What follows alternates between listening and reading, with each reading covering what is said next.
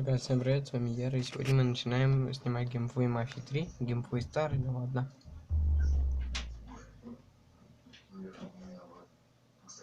Hey everybody, Ryan McCaffrey with IGN. I'm very pleased to be joined today by Hayden Blackness, the studio head and creative director on Mafia. Perfect timing with the logo over there. It's great to have you, Hayden. Thanks for having us. So this is actually the first time that the general public is getting a look at some extended gameplay of Mafia 3.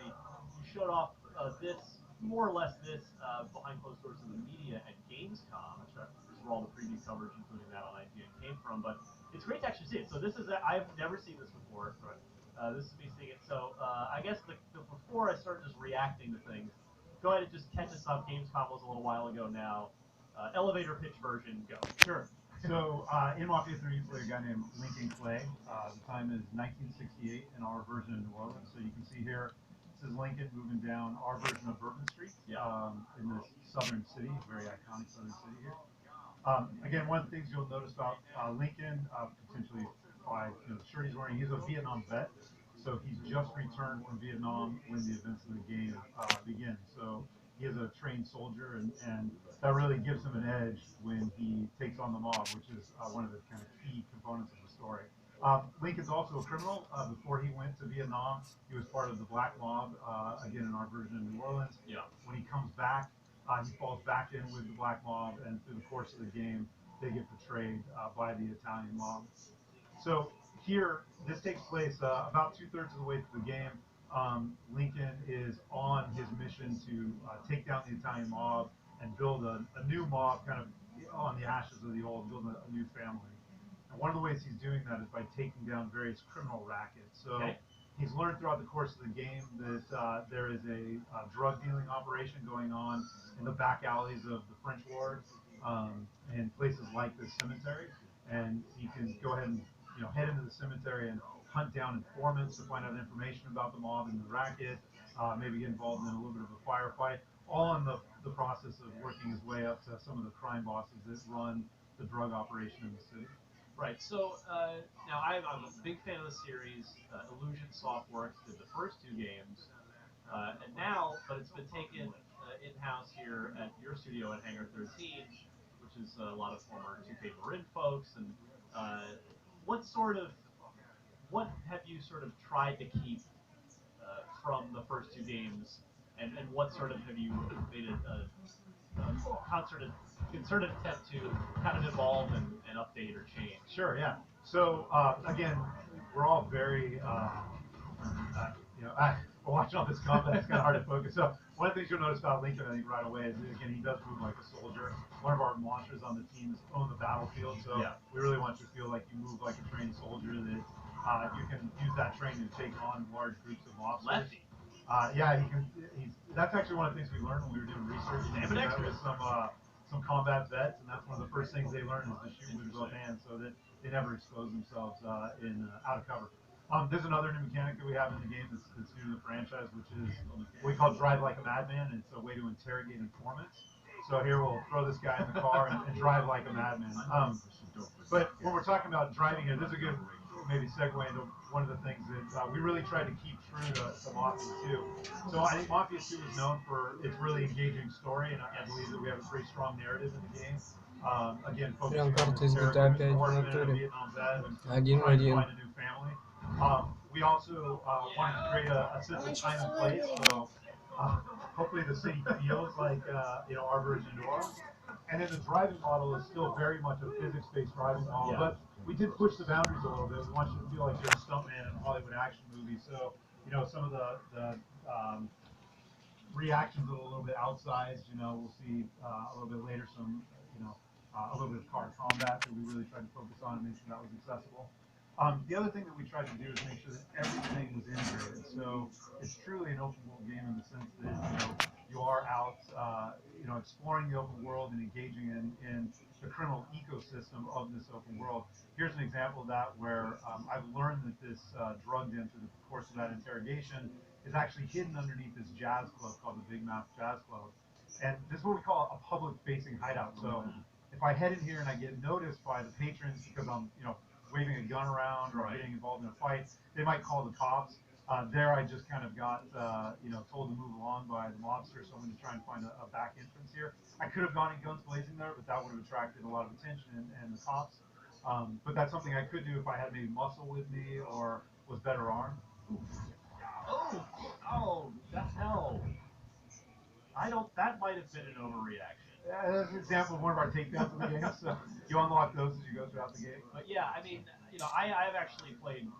I've reviewed both the first two games, and really, I'm a big fan of both Mafia 2 in particular. But the two things that sort of stood out for me on one of the plus side for Mafia 2 was just the unbelievable art direction, and I'm already seeing that here, like some amazing lighting.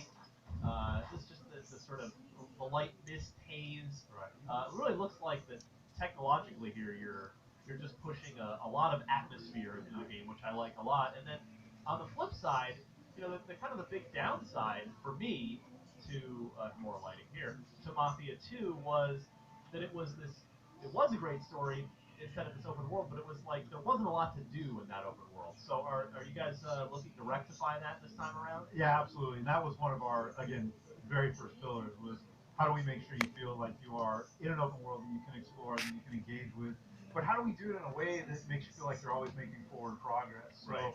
everything we do is kind of connected to Lincoln's quest to take down the mob or rebuild his own, kind of criminal empire. So, whether that is, again, finding guys to interrogate, doing open world activities that help fund your criminal operations, destroying hideouts. We have a number of hideouts in the game. This is an example actually of a hideout.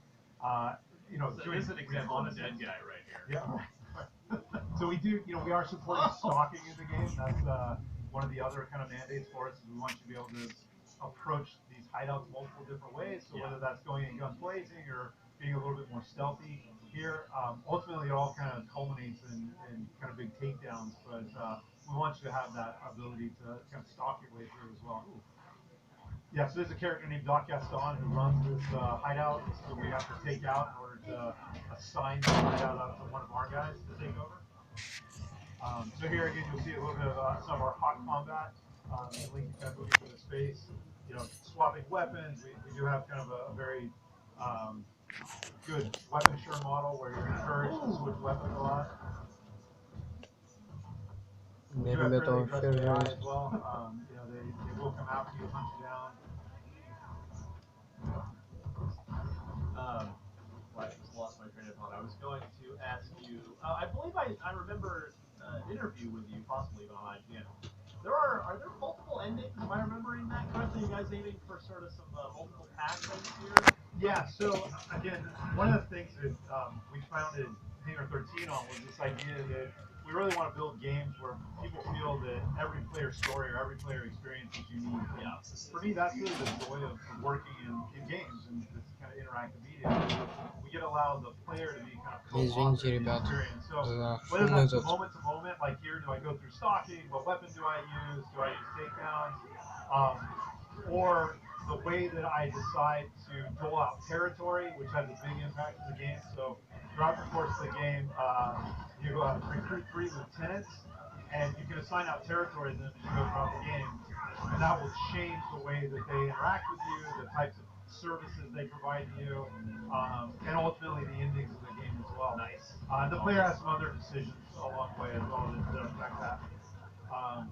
Again, really trying to capture a sense of atmosphere here. This, kind of psychedelic drug den from the late '60s. That's a big deal for us as well. But the player could have stalked through there. We do encourage you to do some reconnaissance as well. So there are multiple entrances the player can discover. You do that. This what I'm seeing engine-wise here, super impressive. Which Mafia 2's tech was super impressive. Yeah. Did you guys take Mafia 2 and just build off that tech, or is this an all-new engine here? Yeah, so we did build off of some pieces of the tech from Mafia 2. One of the things that we want to make sure is clear is that we do have a number of folks from Mafia 2 that worked on that game, working on this game. A lot of the artists, for example, when you talk about the great art direction, a lot of that comes from our lead environment artists who worked on Mafia 2. A lot of the engineers worked on Mafia 2 as well. So we do have a lot of pieces for Mafia 2 that we were able to expand upon.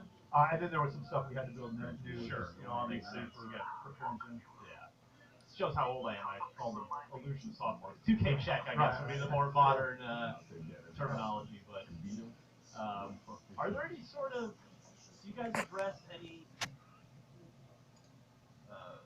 racial sensitivity stuff throughout the game? Because obviously you've got an time period and a place where there were certainly Ладно, ребят, давайте you know, мы сократим, в issues принципе, there. геймплей. Yeah, we И я do. I вам mean, we're not покажу shying away from it at вождение. all. It is nice. Ребятки, вот я вам покажу вождение, как обещал в том видео. В игре «Мафия 3» мы попытались изобразить то, что мы называем голливудским вождением. А это то ощущение, будто вы каскадер по вождению автомобилей в голливудском фильме. Нас вдохновили фильмы 60-х, такие как «Були». Это чувство, когда вы катаетесь на реальном автомобиле, что правильно смоделирован и массу которого вы сможете ощутить. Машины созданы дизайнерами, у которых также есть диплом по инженерии. И поэтому, когда вы сидите в автомобиле, вы почувствуете его вес. Даже катаясь по открытому миру, вы встретите разные поверхности: сырую грязь, гравий, асфальт. Все это действительно влияет на управляемость машины. Мы перед собой поставили цель, что каждый автомобиль должен быть уникальным. Тут важен и уровень умений игрока. Спустя 5-10 минут вы освоите вождение, начнете давить на газ. Тогда вы сможете ехать по городу очень быстро, совершать трюки.